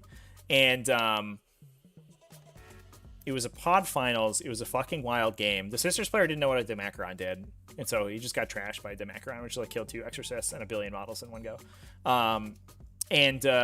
But the finale of that game was the Sisters player trying to strategic reserve stuff in order to like use vehicles and strategic reserves, as this was the 8th edition Sisters Codex at the time, as the Sisters Codex did. And it was like a masterclass on the one matchup where biovores just like immediately win you the game. And because you suddenly couldn't strategic reserve anything onto the table because they're just individual spore mines everywhere. In no other situation do I think that works as well. It was like, wow, look at these biovores go. It was like 2 biovores, I think, too, he had. It wasn't like the full on, trying to like move block people. But almost every time you play biovores, your opponent ends up charging the spore mines and taking 1 mortal wound and then getting a bunch of extra movement. And you're like, cool, sick. If Chaos Space Marines get 2 wounds, makes this possessed a lot less special that they had 2 wounds when the normal Chaos Marines had 1 wound.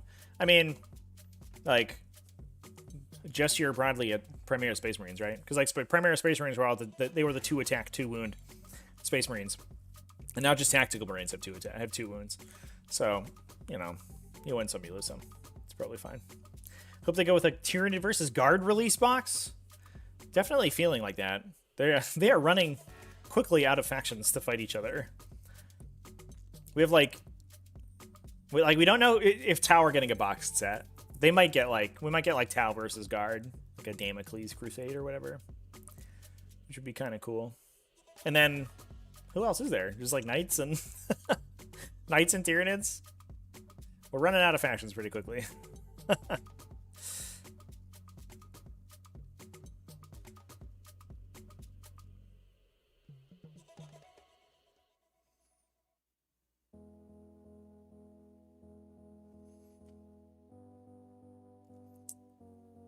I mean, interesting discussion about a Tyranids versus Guard box, but I think like the relative balance of a boxed set doesn't really matter, right? Like the box sets are never balanced against each other. They're just there to sell cool extra models, and not to mention the fact that if you're talking about new codexes, like talking about whether or not the new codex is going to be good is like sort of irrelevant, you know. Even if Crusher Stampede remains legal through a new Tyranid codex release, like monsters might just be literally unplayable, so it wouldn't matter. You could be like, oh cool, a 5+ damage or a 5+ influence save and damage reduction on my thing that costs 300 points, my 200 point Carnifex, which by the way brings me to my last slide here, chat. Thanks for the good sequitur, AKL. If your monsters are overcosted and don't do enough damage, it doesn't matter whether or not you have a good army of renown for them. It does feel like a classic matchup, Colin Duffy, though, for sure, 100%. I was always a little sad because when I was a kid, we used to play these big mega battles, and we would play like 4,000 points or 8,000 points or whatever, and we'd get a couple friends over and we'd all play. And there were a couple of Guard armies like in my local friends group, but it was mostly like starter block Space Marines and Orcs and stuff. And all the Tyranid players would get together, and we would always have bigger collections than people because Tyranid players are insatiable monsters. And we would always have to like ally the Necrons and the Chaos Space Marines and the Space Marines and all the other factions that everyone else had to fight against our Tyranid armies. And it was I always wanted to just fight a bunch of Imperial Guard and have a very thematic battle, but you know, it never happens, so it is what it is. But yeah, this is my last request from Games Workshop. Can we give Carnifexes a fucking points cut, please? Oh my god. I was playing Tyrannicide Spam the other day because we were doing a list challenge on Twitch, which, by the way, I'm going to be doing tomorrow. It looks like, I actually haven't checked in a couple hours, so maybe it has changed. But I was going through all of the... it is winning, yes. So we have our... I think this poll's still up if you wanna vote. It's over on the community tab. But there's a tab for the next list challenge we're gonna do on Twitch, and this one's kind of neck and neck. But right now, Chaos Demons is winning. Khorne Chaos Demons. It has to be all Khorne. But previously we did all Flyer Tyranids and we did Tyrannicide Spam. And so I was playing Tyrannicide Spam the other day, and I was like, you know what? This might be okay if these Tyrannicides were Carnifexes, because the Tyrannicide, it's 1 toughness lower and has a bunch less wounds. It's more wounds than a Carnifex, but it's 1 toughness lower and it has less armor save, and it's 2 CP transhuman instead of a 1 CP transhuman. So I was like, and plus Carnifexes can get their built-in -1 to hit. So I was like, if we switched the Tyrannicides for Carnifexes, it might be a playable list. Except Carnifexes are like 120 points. Why? If they were the same cost as a Tyrannicide, they might be playable, but somehow they're so much more expensive. And it's like base 140 to get a Devourer Carnifex. So that was my that's my last wish list in MFM 2022. Can we just cut Carnifexes like 60 points plus war gear? Make me spend 80 points on a melee Carnifex because they're unplayable garbage, and 100 points on a gun Carnifex with some guns on it. That's all I want. I just want to play Carnifexes. I have like 6 Carnifexes in my closet right now, and they haven't done anything since 5th edition, and I'm just sad about it, chat. I'm just sad. Too bad. Eddie asked her, which Tyranid monsters were points cost relevant so they didn't need Crusher Stampede? Yeah. I'm kind of like I don't know. I'm a little salty on Crusher Stampede right now. I think I was coming out of the gate swinging with it, but I do think that the core Tyranid monster chassis is just like kind of unplayable.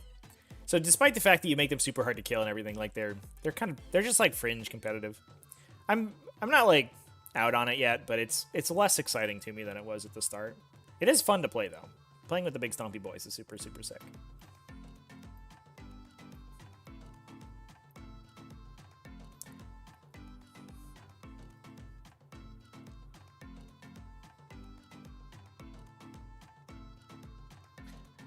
The problem made with Crusher Stampede is that they can't now balance monsters for lists that fall out of the Army of Renown. Yeah, but also, like, you probably won't play monsters out of the Army of Renown anyway. Like, I think the big stompy monster profile is, like, unless they do something like Nemesis Dread Knights got, where it's, like, this thing that shoots super good and also punches good and is fast and hard to kill, where they just, like, they just dial up every single, number on the chart, and they just make it good in every phase and do a million things. Which they won't do because that's just not Tyranid shtick. All Tyranid units are like very hyper focused on doing one thing. Like just a monster is bad in 40k. Like they just don't mesh well with the core mechanics of the game. They can get one shot. They degrade significantly. They eat like anti-tank weapons like nobody's business. You know, they just kind of suck. So without like a new codex or whatever, like just ramping them up hardcore, I still don't foresee monsters being like this incredible, crazy, powerful thing. But also, I wouldn't be surprised if Crusher Stampede got rolled into a new codex release or got invalidated by a new codex release. Hello from the UK. Ooh. Is 18 Eradicators too many? Also, what's the best cult for Thousand Suns? Super chat from Brian Simpson. Thanks for the super chat, man. Is 18 Eradicators too many? Probably. Probably too many Eradicators. It depends on the chapter you're in. I think the ones that are good at like deep striking Eradicators and stuff, you can play a little bit more with Eradicators, so like Deathwatch and Raven Guard and Space Wolves a little bit to a lesser extent. But usually you want like 5, maybe a 10er if you're excited about it. But 18 might be too hard. But then again, what beats 18 Eradicators? I don't know. Just play that sweet, like, the kill team Army of Renown in Deathwatch and take nothing but Indomitor kill teams with 5 Eradicators in that. Then you get Troops Choice Eradicators and take an unlimited number of them. Easy. Best cult for Thousand Suns? Certainly Cult of Duplicity, because you get access to Sorceress Facade to teleport your Terminator bricks around the table. It's kind of required almost for those the big Terminator units to be able to get around the table. But a lot of the other cults he plays, you see Cult of Magic a little bit to deal extra damage. You see Cult of Time to heal people a little bit. But definitely it's almost always like a support detachment of the secondary cult, and then the main damage dealers is all in Cult of Duplicity for the facade and the redeploy and all that stuff. So that's my answer for that. Thanks for the super chat though, BT Dubs. Don't know what we were talking about. David Taram, how do we feel about the Tau Railgun being an absolute counter to all things Crusher Stampede? Yeah, it sucks. All my Crusher Stampede monsters that I bought when the Theme Force came, or when the Army of Renown came out, are still in the mail, and then the Railgun got spoiled, and I was like, oh, I hope that's garbage. I hope nobody plays Hammerheads and they're like 250 points, because this is gonna suck. I think somebody made Colin Duffy makes a point. Harry Dan trashes it, which I think is not incorrect. We'll have to see what the remainder of the Tau army looks like, but Harry Dan probably good into Tau, I imagine. Especially since like Savior Protocols was a real problem for him, and if all the drones are integrated into units, then I think he's fine. So yeah, he just reserves turn 1 if he doesn't get their all to go first, and then he pomps in and shoots two dudes to death, and it's like all good. The downside is that non-Harry Dan lists kind of suck. into that railgun, because it just two shots like any Tyranid monster. So you cannot play the 18 wounders because they can't hide behind stuff. So you're like restricted to like Trigons and Hive Tyrants. And nobody wants to just play Hive Tyrants. People want to play Dimacarons and Hyrule and shit. So that's the sucky part, I think. It's not that like, Tyranids can't win against a railgun. Oh no, it's that like this cool Tyranid list that I was having fun playing, that to be fair isn't even that good in my opinion. I don't think it's as like flexible or good as just a mid-range list with Genestealers, and I don't think it's as good as a Harry Dan list. But it is like new and interesting and different, and I think it is entirely invalidated by railguns. And I think that's the real danger of a profile like a railgun. If the railgun is good, it's going to have an effect like Iron Strider Ballistari did, where they like any big vehicle that is supposed to operate within line of sight of your opponent cannot be played, because Iron Strider Ballistari immediately kill it. And I think if railguns end up being on a chassis that's playable, I think that could happen. And that is, not necessarily that Tau is broken, but it just sucks because like suddenly those armies are removed from the metagame, and they're some of the coolest ones. I feel for Knights players. I know that was a comment on the YouTube video when I talked about railguns for a long time. People are like, I play Knights. How do I deal with this? I'm like, I don't know, man. Fucking scoop, maybe? Like, I have no idea.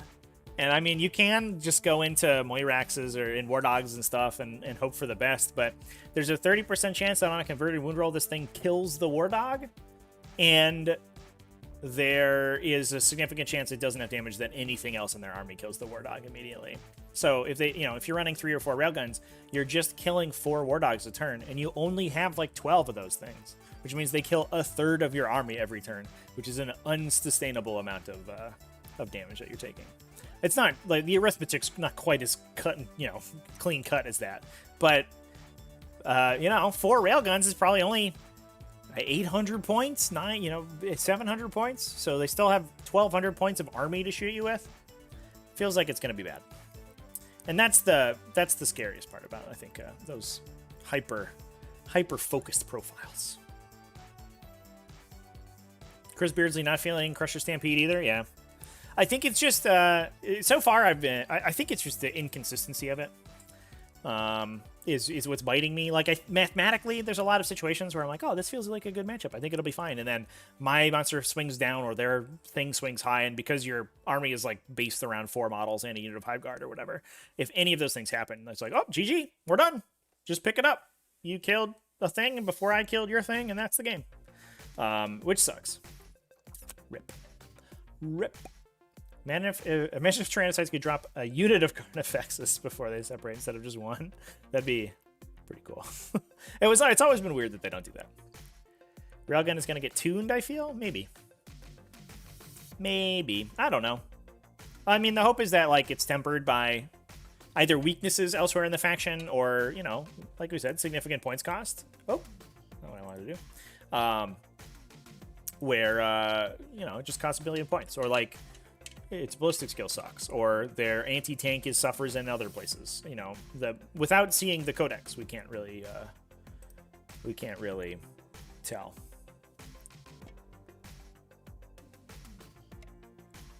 William Schroeder just hope Riptides and Storm Shards are playable.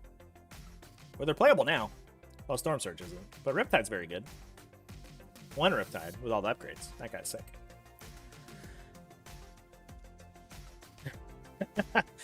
I guess Chad does not want to see Riptides play it that much, though. Sorry, Chat. Storm Surge is one of the coolest models. Hard disagree, Chat. I don't know about that. The weirdest thing about Storm Surge. Let's talk about the Storm Surge here. And as soon as somebody pointed this out, so I actually didn't know this about the model because I'd only ever seen the picture from the box art. Is it Storm Surge? What? Does it exist? Did they discontinue Storm Surges for being too silly? Where's the Storm Surge, chat? What do we lose it?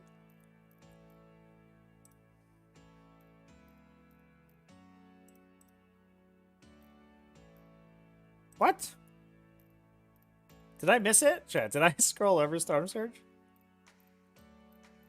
No. No. Are Storm Surges gone? They're a Lord of War, right? Can we look at Lord of War?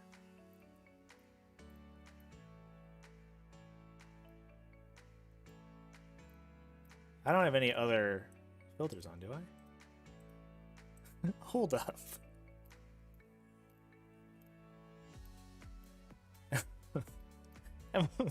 Somebody in chat tell me if I'm crazy here. Did Storm Surges get removed from the web store?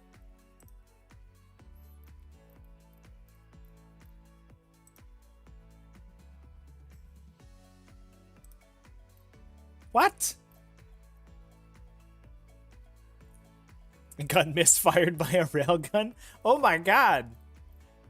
Well, there you go, chat. Storm Surges, you heard it here first, folks. Storm Surges will not be playable in the new codex because they no longer exist. Oh my god. Huh.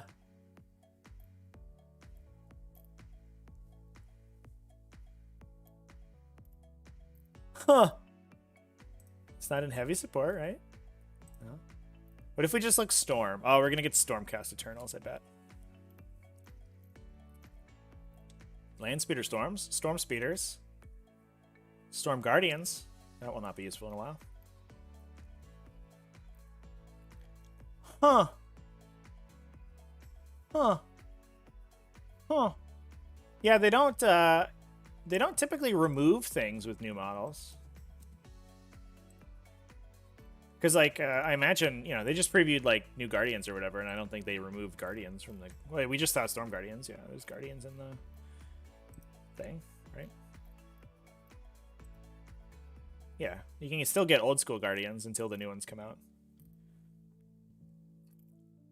Oh, man. Anyway, yeah, we'll just do a Google search. Storm Surge.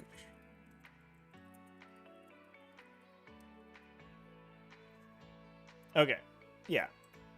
Colin's Colin's heading me off at the pass here. He knows what we're about to talk about. And unfortunately we don't have the cool, like, all of the little images. Oh no. What the fuck is this? View image. Okay, weird. Does this have all of the things I want to see? Yeah, so somebody pointed this out to me. I had no idea. I thought that Storm Surge was a big battle suit, right?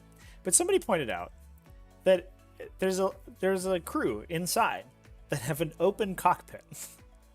There's just this enormous 3-story tall war machine. Just has an open air cockpit where just 2 regular fire warriors just sit inside and pilot it with little joysticks. Which is it's so dumb. It's so dumb. I could never look at the model the same again. I was like, what? And somebody pointed out, like, what if it rains, right? They're in literally like a rain catcher. So they're just gonna get flooded. They're gonna get wet. That guy's not even wearing a hat. He's gonna catch a cold. Also, what if shrapnel bounces off one of these, like, many surfaces that will direct it directly into the cockpit and kill these people? It's so stupid. And I could never look at the Storm Surge again. Yeah, I was always like, it's all right. Like, I don't like that it's kind of slow and turgid, but, like, I don't know, you know, as like a big siege tank, it's probably fine because it fits like the Tau aesthetic. But instead of being a battle suit, it's like a big walking tank that these 2 people sitting in an exposed cockpit drive around. This is a Star Wars design, chat. This is a model directly from fucking the Clone Wars, where there's like a dumbass, like, mech where a dude just, like, sitting on a motorbike seat, like, driving it with handlebars, and, like, they just assume no one's gonna accidentally shoot that guy. This is exactly the same thing. So, anyway, I think Storm Surge is dumb. Just get rid of Storm Surges. Shield generators work as umbrellas. Duh.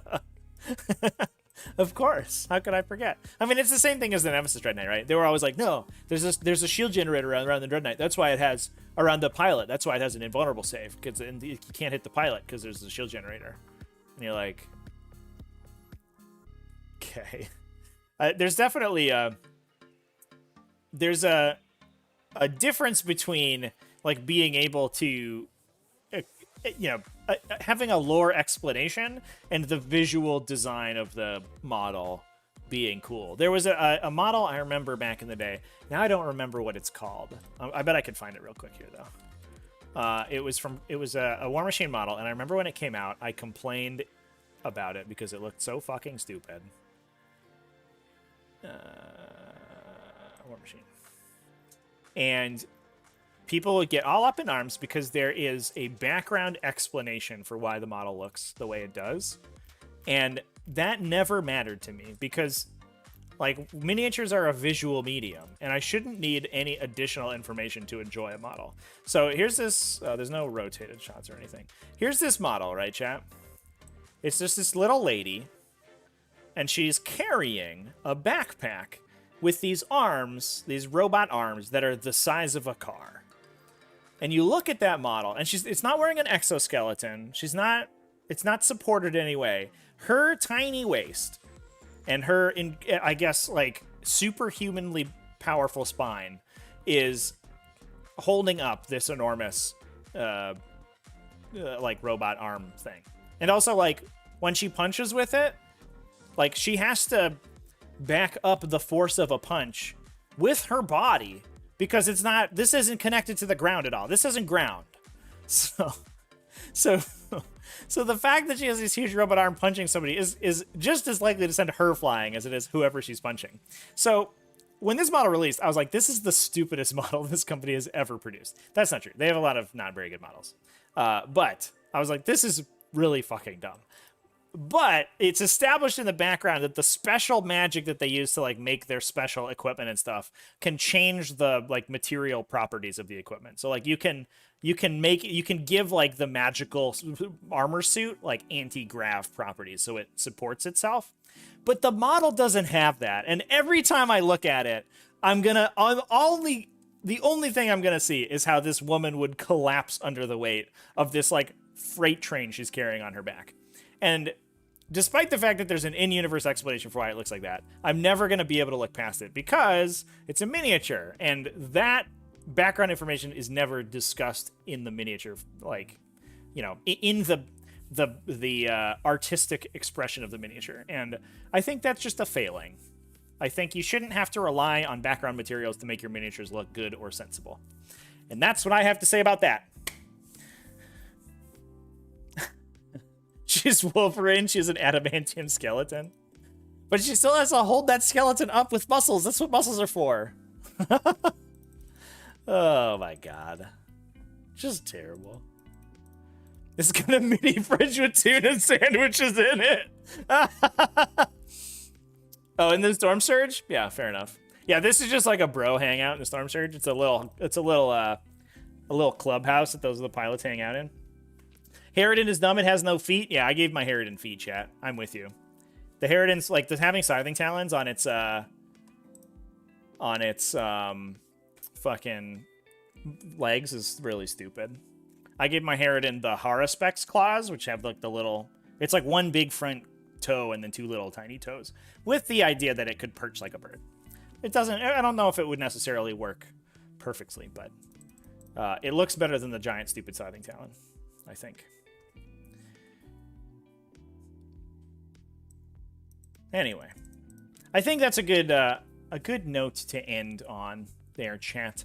I think this discussion was awesome. I actually didn't think this would be too long of a Tactical Tuesday, but hot damn, we've been going for 2 hours. Holy shit.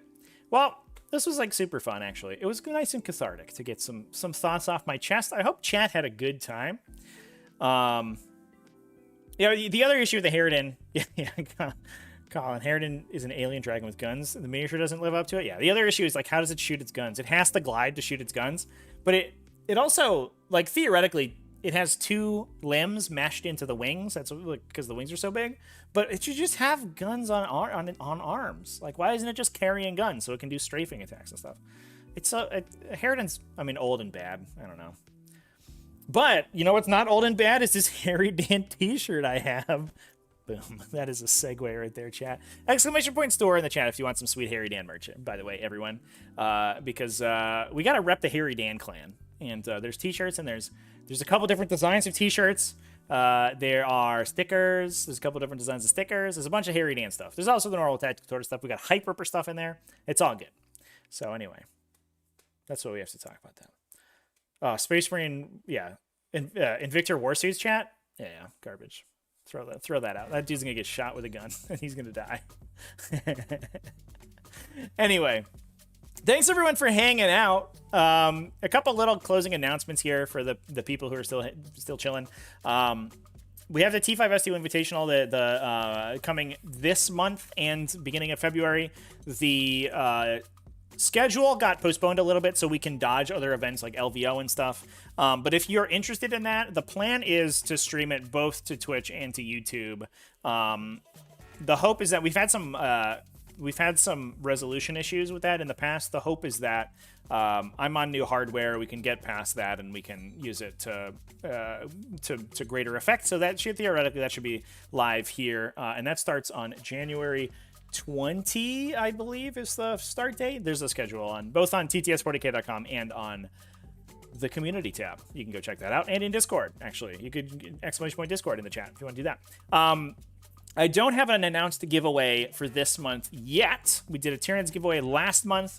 We have some additional stuff that we're going to be giving away during the Invitational. So I think what we're going to do is kind of align the giveaway with Invitational coverage. So there will still be additional prizes that you can win if you are a Tactical Tortoise patron. And if you're a viewer, we're going to have giveaway entries that you can unlock by viewing or